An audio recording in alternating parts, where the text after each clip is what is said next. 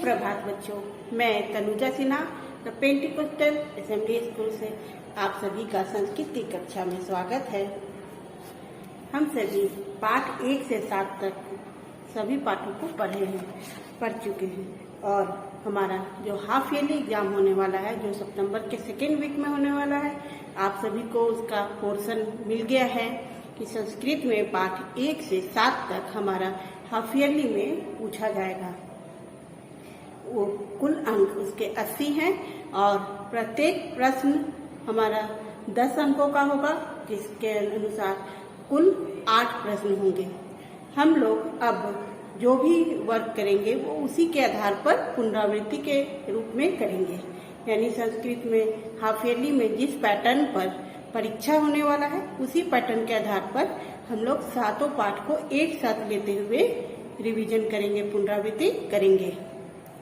आज हम सबसे पहले शुरू कर रहे हैं पाठ 1 से 7 तक के बीच का जितनी भी परिभाषाएं हैं और उससे रिलेटेड, उससे संबंधित कुछ महत्वपूर्ण वाक्य हैं, उन्हें देखते हैं। ये सभी वाक्य हमारा फिल इन द ब्लैंक्स में आएगा, जिसे हमें पूरे तरह से कॉपी में लिखना है और जो उत्तर है उसे अंडरलाइन करना है, रेखांकित करना है। तो हम सभी बच्चे, आप सभी तैयार हैं? ओके, तो हम लोग सबसे शुरुआत करते हैं संस्कृत। संस्कृत क्या है?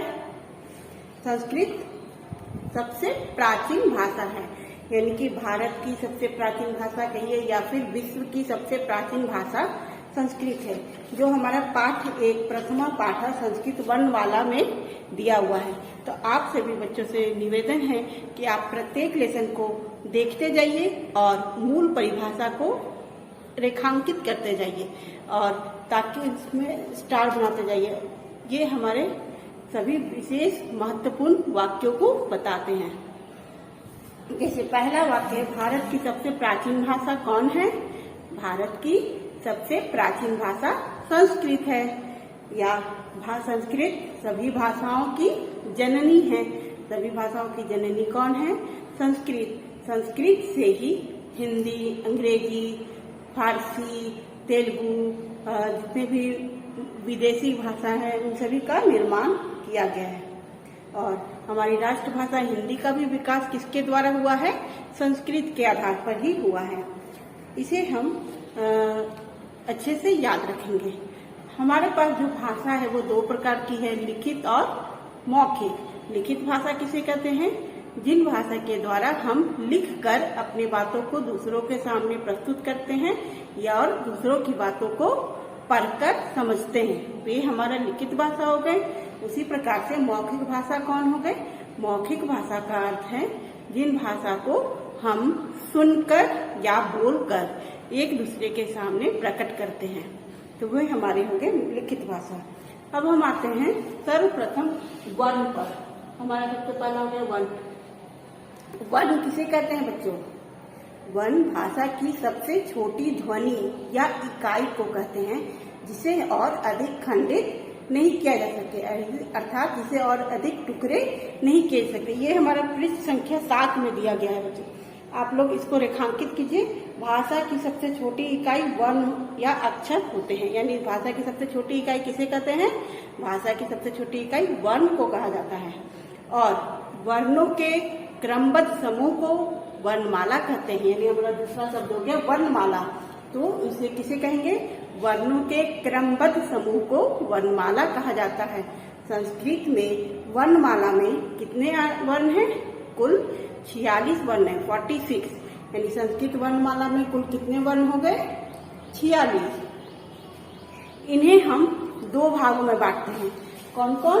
स्वर वर्ण और व्यंजन वर्ण। यानी वर्णमाला, संस्कृत वर्णमाला को 2 भागों में रखा गया है, स्वर वर्ण और व्यंजन वर्ण। स्वर वर्ण किसे कहेंगे? वे वर्ण जिसे उच्चारण करने के लिए हमें किसी अन्य वर्ण की सहायता नहीं लेनी पड़ती है, यानी स्वतंत्र वर्ण स्वर वर्ण है। पेज नंबर 8 में भी दिया हुआ है। स्वर वे वर्ण होते हैं जिन्हें उच्चारण करते समय किसी अन्य वर्ण की सहायता नहीं लेनी पड़ती है। संस्कृत वर्णमाला में कुल कितने स्वर वर्ण हैं? संस्कृत वर्णमाला में कुल 13 यानी 13 स्वर वर्ण है। अब हम आते हैं व्यंजन वर्ण। व्यंजन वर्ण वे वर्ण हैं जिनका उच्चारण करते समय स्वर वर्णों की सहायता लेनी पड़ती है। ये सभी बच्चों आप रेखांकित करते जाएंगे ताकि हमें पता रहे कि हमें कौन कौन सी परिभाषाएं याद करनी है।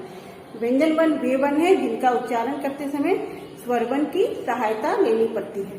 संस्कृत भाषा में कितने व्यंजन वर्ण हैं? कुल वर्णमाला हो गया हमारा 46, जिसमें 13 स्वर वर्ण है और 33 व्यंजन वर्ण है। 33 प्लस 13 46, यानी कुल हो गया 46 वर्ण। इसके बाद फिर है व्यंजन वर्ण में हम लोग किसका प्रयोग करते हैं? व्यंजन वर्ण के नीचे हम हलंत का प्रयोग करते हैं। अयोगवा, अयोगवा किसे कहा जाता है? अंग और आहा, जो हमारा 2 वर्ण शेष बचा हुआ है उसे हम अंग और आहा कहते हैं। इसको क्यों कहते हैं अंग और आहा को अयोगवा? क्योंकि इनका प्रयोग हम वर्ण के रूप में ना करके, एक अक्षर के रूप में ना करके, इनका प्रयोग हम चिन्हों के रूप में करते हैं। यानी संस्कृत में अयोगवा कितने हैं? अयोगवा 2 हैं, अंग और आहा। अंग को हम लोग अनुस्वार और आहा को विसर्ग के रूप में प्रयोग किया जाता है। ये हमारा पाठ 1 में जितने भी महत्वपूर्ण परिभाषाएं थी या उनसे संबंधित जितने भी महत्वपूर्ण वाक्य थे उसे हमने देखा। अब हम आते हैं द्वितीय पाठ। द्वितीय पाठ में है संयुक्त वर्ण। संयुक्त वर्ण किसे कहेंगे? जब 2 व्यंजन मिलकर, ये पृष्ठ संख्या 12 में देखते हैं, जब 2 व्यंजन मिलकर नया व्यंजन बनाते हैं उन्हें संयुक्त व्यंजन कहते हैं। संयुक्त व्यंजन हमारे पास अनेक हैं, जैसे स्र, ज्ञ, द्य, त, द्र, त्र, स्र, प्र, दध, दव। इसे हमें याद करना है कि किन संयुक्त वर्णों में कौन कौन से 2 वर्ण मिले हुए, दो व्यंजन वर्ण मिले हैं। संयुक्त वर्ण के बाद हम लोग आते हैं वर्ण वियोजनम, वर्ण संयोजनम। अब हम लोग के पास है वर्ण वियोजन करना और वर्ण संयोजन करना। वर्ण वियोजन का अर्थ है, वर्ण वियोजन हो गया हमारा किसी भी शब्द के वर्णों को अलग अलग करके लिखने की प्रक्रिया वर्ण वियोजन की जाती है। यानी वर्णों को तोड़ देना, यानी प्रत्येक शब्द से जितने भी वर्ण हैं उन्हें अलग कर देना, वर्ण वियोजन है। और वर्णों को जोड़कर जब हम शब्द का निर्माण करते हैं उन्हें हम वर्ण संयोजन करते हैं। संयोज का अर्थ है जोड़। वर्ण संयोजन किसे कहेंगे? वर्णों को जोड़कर जब शब्द बनाने की प्रक्रिया को वर्ण संयोजन करते हैं। ये हमारा पाठ 2 में दिया गया है, इसे भी हमें याद रखना है कि वर्ण वियोजन और संयोजन किसे कहते हैं। तो वर्ण वियोजन करते समय हमें ये याद रखना है कि उसमें हलंत लगेगा। किसमें? व्यंजन वर्ण। प्रत्येक व्यंजन वर्ण में हलंत का प्रयोग किया जाता है। अब हम आते हैं हमारा शब्द। शब्द किसे कहते हैं बच्चों? शब्द और शब्द के प्रकार। तो हमारा शब्द क्या हो गया? वर्णों को जोड़कर किसका निर्माण होता है? वर्णों को जोड़कर शब्द का निर्माण होता है, जिसका कोई ना कोई विशेष अर्थ होता है। शब्दों को जोड़ने की प्रक्रिया जो वर्ण संयोजन है उसके द्वारा हम लोग शब्द निर्माण करते हैं। यानी वर्ण संयोजन से ही शब्द का निर्माण होता है। प्रत्येक शब्द का एक विशेष अर्थ होना चाहिए। शब्द के प्रकार को हमको जानने के लिए वर्णों का शब्द के अंतिम वर्ण की आवश्यकता है। यानी अंतिम वर्ण को देखकर हम शब्द के प्रकार को बताते हैं। यानी शब्दों, संस्कृत भाषा में शब्दों को उनके अंत में आने वाले वर्ण के अनुसार जाना जाता है। यानी शब्द के प्रकार बताने के लिए हमें प्रत्येक शब्द का अंतिम वर्ण को देखना है। अब हम आते हैं हमारे तृतीय पाठ, अकारांत पुल्लिंग शब्द। यानी हमको अब पहले देखना है कि संज्ञा शब्द क्या है, तब तो हम लिंग पर आएंगे। तो हमारे पास है उसके बाद वर्ण वियोजन के बाद शब्द प्रकार। अब हम आते हैं वचन लिंग। हमारे पास संस्कृत में 3 वचन है और 3 लिंग है। वचन किसे कहते हैं? जिनसे हमें संख्या का बोध हो, यानी कि जो हमें 1, 2 या 2 से अधिक का बोध कराते हैं उन्हें हम वचन कहते हैं। संस्कृत भाषा में कितने वचन हैं? संस्कृत भाषा में 3 वचन हैं, एक वचनम, द्विवचनम और बहुवचनम। उसी प्रकार से संस्कृत में 3 लिंग हैं। यानी शब्दों को कितने लिंगों में बांटा गया है? 3 लिंगों में। तो लिंग किसे कहते हैं? जिसके द्वारा हमें पुरुष जाति या स्त्री जाति का बोध हो उन्हें लिंग कहा जाता है। संस्कृत भाषा में ये 3 प्रकार के हैं, पुल्लिंग, स्त्रीलिंग और नपुंसकलिंग। अब हम आते हैं पुल्लिंग शब्द। पुल्लिंग शब्द किसे कहेंगे? जिन शब्दों के द्वारा पुरुष जाति का बोध होता है उन्हें पुल्लिंग कहते हैं। जैसे नर, बालक, मेघ, सूर्य इत्यादि। अब उसके अंतर्गत हम लोग पढ़ रहे हैं अकारांत पुल्लिंग शब्द। अकारांत पुल्लिंग शब्द किसे कहेंगे? वे शब्द जिनका अंतिम वर्ण अ हो और पुरुष जाति का बोध कराते हैं, सार्थक शब्दों को अकारांत पुल्लिंग शब्द कहते हैं। जैसे हमारे पास सूर्य है, बालक है, बाल है, मेघ है, ये सब हमारे अंतिम में अ वर्ण वाला है, यानी ये सब पुरुष जाति का भी बोध कराते हैं। तो इस प्रकार से ये सब अकारांत पुल्लिंग शब्द हैं। अकारांत पुल्लिंग शब्द में भी हमारा कितने वचन है? 3 वचन है।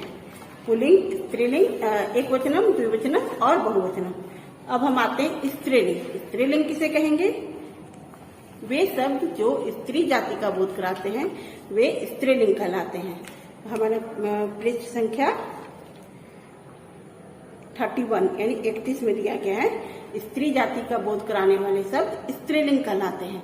और हम लोग उसके अंतर्गत पढ़ रहे हैं आकारांत, अर्थात वे शब्द, वे सार्थक शब्द यानी जिसका कोई अर्थ हो, जिनका अंतिम वर्ण आ हो, यानी आ मात्रा वाले शब्द, और जो स्त्री जाति का बोध कराते हैं वे आकारांत स्त्रीलिंग शब्द कहलाते हैं। जैसे बालिका, महिला, अम्बा, सारिका, ये सभी हमारा आकारांत स्त्रीलिंग शब्द है। अब हम लोग आते हैं, इसका भी प्रयोग हम लोग तीनों वचनों में करते हैं, एक वचनम, द्विवचनम और बहुवचनम। अब हम आते हैं नपुंसक लिंग। संस्कृत में एक नपुंसक लिंग शब्द है, यानी नपुंसक लिंग के अंतर्गत नपुंसक लिंग शब्दों को भी रखा गया है। नपुंसक लिंग किसे कहेंगे? वे शब्द जो न तो पुरुष जाति का बोध कराते हैं और न स्त्री जाति का बोध कराते हैं, वे हमारे नपुंसक लिंग शब्द कहलाते हैं। जो हमारा पाठ 5वां है उसमें हमारा अकारांत नपुंसक लिंग शब्दों को दिया गया है, यानी जिन शब्दों के द्वारा न तो स्त्री जाति का बोध हो और न पुरुष जाति का बोध हो, उन्हें नपुंसक लिंग शब्द कहते हैं। जैसे आम्र, फल, जल, दुग्ध, कंदुक, ये सभी हमारा नपुंसक लिंग शब्द हैं। और वे शब्द कौन से शब्द है? वे भी अकारांत नपुंसक लिंग शब्द है, यानी वे शब्द जिनका अंतिम वर्ण अ है। तो हम इसका भी प्रयोग हम लोग तीनों वचनों में करते हैं। इस प्रकार से हमारा 3 लिंग है संस्कृत में, पुल्लिंग, स्त्रीलिंग और नपुंसक लिंग।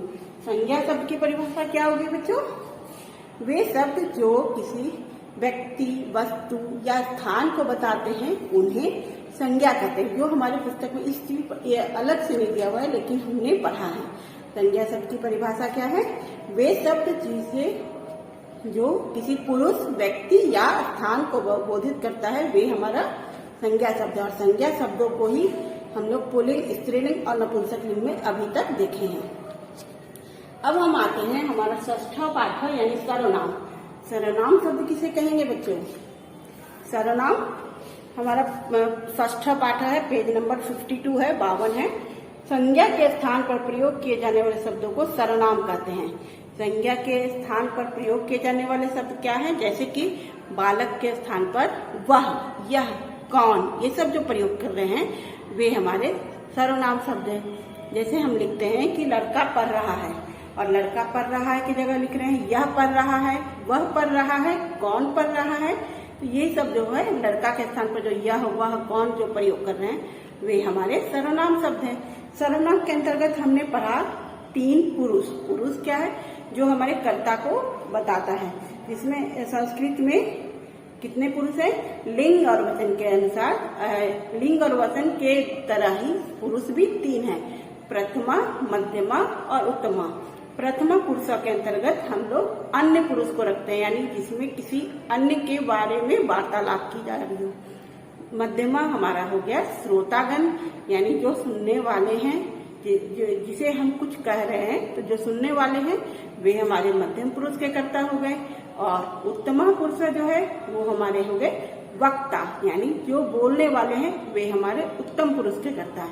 इस प्रकार से संस्कृत में 3 पुरुष हैं, साथ लिंग, वचन और पुरुष। संस्कृत में कितने कितने हैं? 3 हैं। इस सर्वनाम शब्द के अंतर्गत हमने पुल्लिंग, स्त्रीलिंग और नपुंसक लिंग तीनों के लिए हमने सर्वनाम शब्दों को पढ़ा है।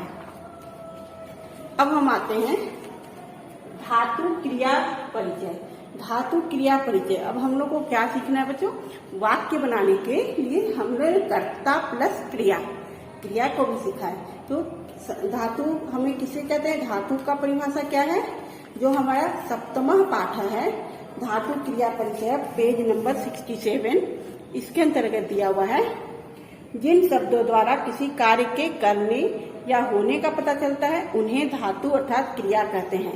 यानी कि जिन शब्दों के द्वारा किसी कार्य के करने या होने का जहाँ बोध होगा उन्हें क्रिया कहते हैं। और क्रिया के मूल रूप को संस्कृत भाषा में धातु कहा जाता है। धातु किसे कहते हैं बच्चों?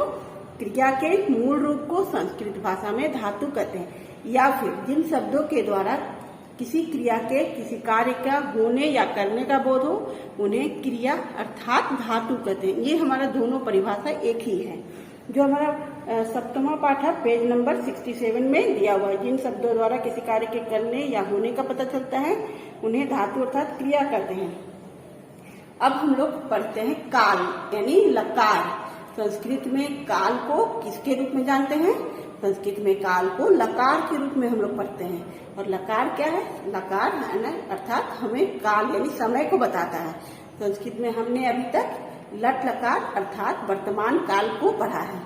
तो लट लकार किसे कहेंगे बच्चों? लट लकार अर्थात वर्तमान काल को बोध कराने के लिए संस्कृत भाषा में धातु में लट लकार का प्रत्यय लगाया जाता है, जिसको हम लोग तीनों पुरुषों में पढ़ा है। जैसे पठती, पठता, पठंती, लिखती, लिखता, लिखंती, पश्यति, पश्यता, पश्यंती। तो पश्यति का अर्थ क्या होगा? पश्यति का अर्थ होगा एक देखता है। किस प्रकार से? जैसे हम लोगों ने पुरुष पढ़ा सर्वनाम में, उसी प्रकार से क्रिया का भी 3 पुरुष है, यानी प्रथमा, मध्यम, उत्तमा। यानी प्रत्येक कर्ता के लिए प्रत्येक क्रिया को उसी पुरुष में हम लोग जोड़ते हैं। यानी कि प्रथम पुरुष का जो कर्ता अन्य है उसके साथ हम लोग प्रथम पुरुष के क्रिया को जोड़ते हैं। यानी कि प्रथम पुरुष का कर्ता के अर्थ में है प्रत्येक संज्ञा शब्द और सर्वनाम में तत्, एतत्, किम, यत्, इदम, ये 5 सर्वनाम प्रथम पुरुष के कर्ता है। इसके साथ हम लोग जोड़ते हैं अति, अतः, अंति। उसी प्रकार से मध्यम पुरुष में हो गया श्रोतागण यानी युष्मत्, उसके साथ जोड़ते हैं असि, अथ, अथ। और उत्तम पुरुष का कर्ता यानी वक्ता हो गया अस्मत् शब्द, तो उसमें हम लोग जोड़ेंगे आमी, आवह, आमा। इस प्रकार हमने लट लकार का रूप को पढ़ा है। अब इसके अंतर्गत हमारा प्रश्न जो आएगा वो इस प्रकार से आएगा। जैसे हमारा यहाँ फिल इन द ब्लैंक को दिया हुआ है, तो प्रश्न भी हमारा हाफेली में इसी प्रकार से पूछे जाएंगे, जिनमें 10 वाक्य होंगे और 10 मतलब उत्तर होंगे। तो आपको उसको पूरा करना है, पूरा वाक्य लिखना है और जो उत्तर होगा उसे हमें रेखांकित करना है। इस प्रकार से हम लोग उसको पूरा करेंगे। आज मैंने जो आपको वर्कशीट भेजा है उसमें उसी प्रकार से वाक्य दिए गए हैं। आप लोग उसको सही तरीका से पूरा वाक्य लिखकर उत्तर लिखेंगे और सबमिट करेंगे। आशा करती हूँ परिभाषा और मुख्य बातों में आप लोगों को कोई भी वाक्य छूटा नहीं है और आपने सभी को अच्छे से समझ लिया है। प्रत्येक लेसन का जितना भी वाक्य दिया गया है, जितना भी महत्वपूर्ण बातों को दिया गया है, उसे आप लोग अच्छी प्रकार से स्मरण करें, याद करें। धन्यवाद।